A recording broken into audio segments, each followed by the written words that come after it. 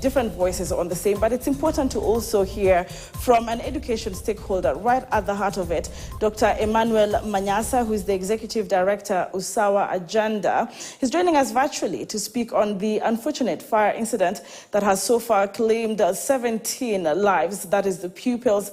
And Dr. Manyasa, karibu sana. First, let's talk about where pupils and students live in secondary schools. In fact, boarding schools or institutions of that kind. We're looking at the age group that so far has been outlined.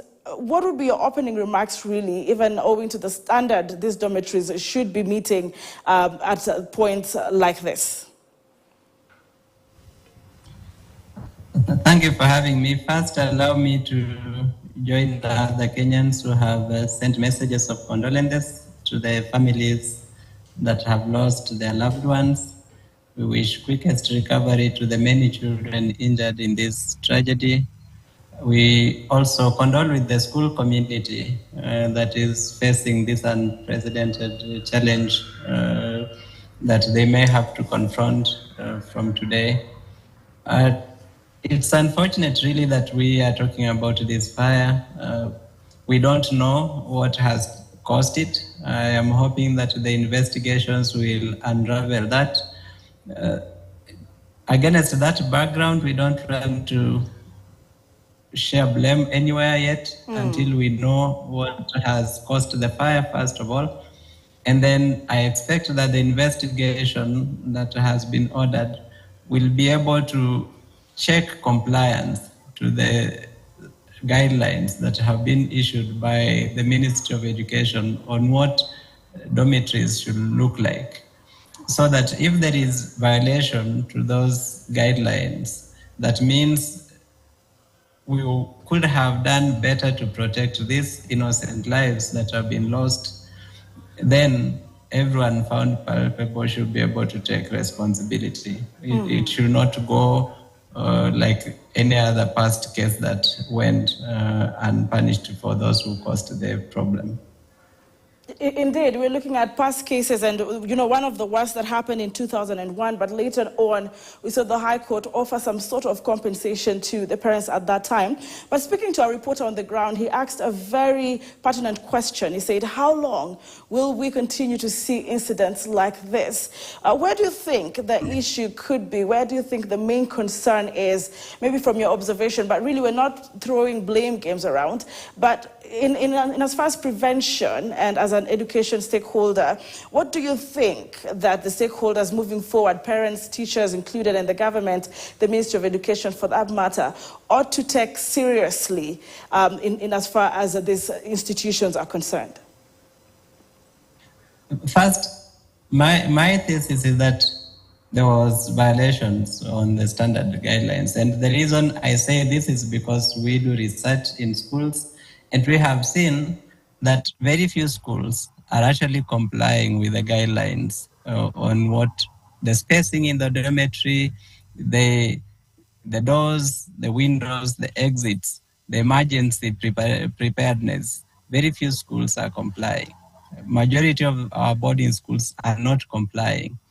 So that means that, yes, while the fire breakout may have been an accident, a lot more could have been done to save the children if compliance had been met. But a number of things need to be done. One of those things that must be done from this tragedy and be the transformation that we have waited for is to open up schools for scrutiny. It is very interesting that our boarding schools do not even allow parents of the children who board in those schools to see where their children sleep. So when a school parents meeting is called, parents will be allowed to walk all over the compound, shown which fence needs to be repaired, which library needs to be built, but they will never be allowed to see the dormitories. I do not understand how that even works. That a parent who pays fees, who is the parent of the child, that someone else will tell them they have no right to see where their child sleeps. And that is actually like the standard practice around our boarding schools, that parents are not allowed to access dormitories. even on the official days when they are being hosted in school. That should cease forthwith. I want to see that the next school meetings being held, parents are able to see where their children are sleeping. Two, I think that schools have not prioritized safety of children. That's why schools, I can say this without any doubt, most of our boarding schools have extremely congested dormitories. We now have children sleeping on a triple decker, 3 beds in one column. And we have dormitories with beds right from the door. So that all this while this fire is such a tragedy, the deaths could have been worse if it happened in a different school.